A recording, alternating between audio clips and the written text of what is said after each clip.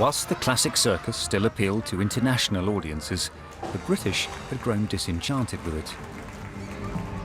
But in 1990, audiences in the UK were treated to something altogether different.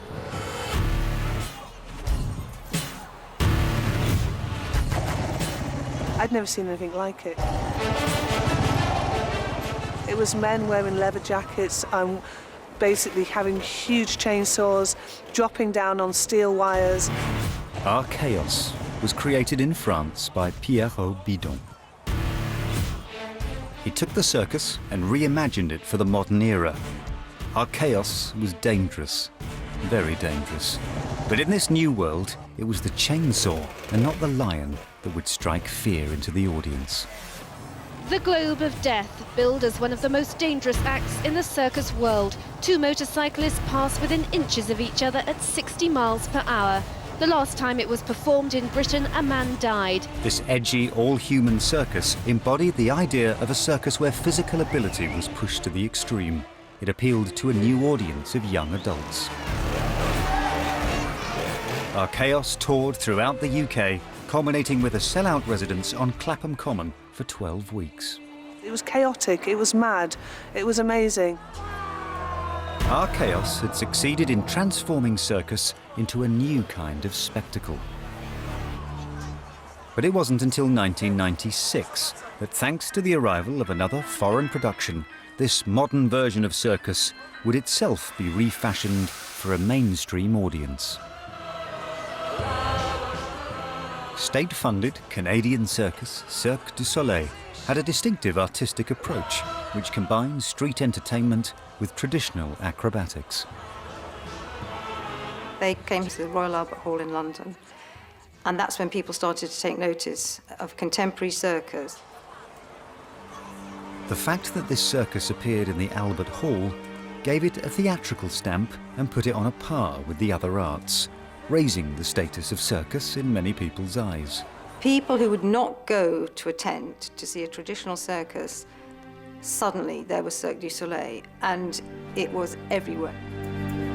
This was performance theatre and an unashamedly grown-up experience.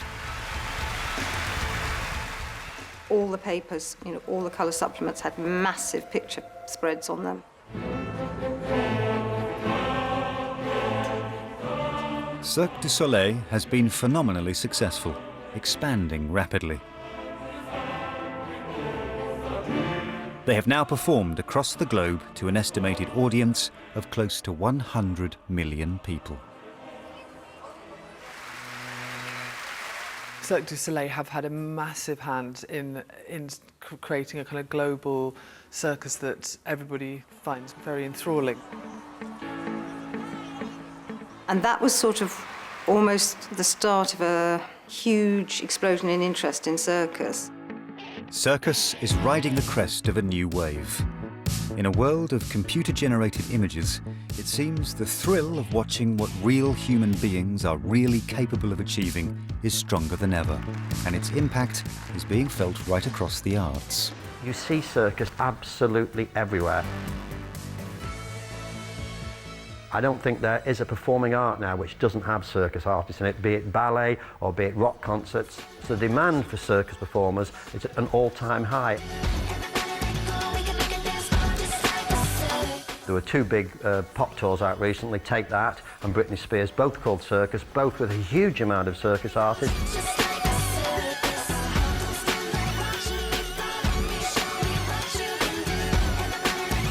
Alongside this corporate entertainment market, there's even room for the emergence of local, small-scale heritage circuses, like the one run by Nell Gifford. Once again, a new circus is the brainchild of an outsider, a josser. Oxford graduate Gifford, who first ran away to join the circus, at 18. Just like the creation of Astley's first circus back in 1768, it's her passion for horses that started the whole thing off. The whole kind of notion of horses in theatre, I just find it really, really interesting. Horses' presence, it really creates a kind of sense of occasion, like a sense of adventure. And it's probably exactly what a small family circus in the 1930s was like. Heritage Circus taps straight into a deep-rooted nostalgia for our rural past and for communal experience.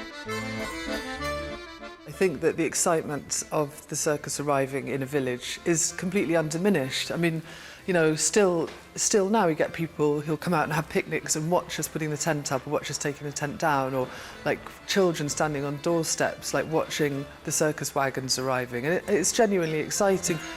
The success of Gifford's brings the story full circle. It proves that people are just as keen as ever to traipse over muddy fields to see the circus. The circus has got an incredible future. It's part of a whole enthusiasm and appetite for exciting live stuff. And in fact, I think that the more sort of digital our experience of the world is, then the more that live experience will also be sought after by the public. Circus has managed to fight off every threat that has come its way, from the music hall to television and the digital age.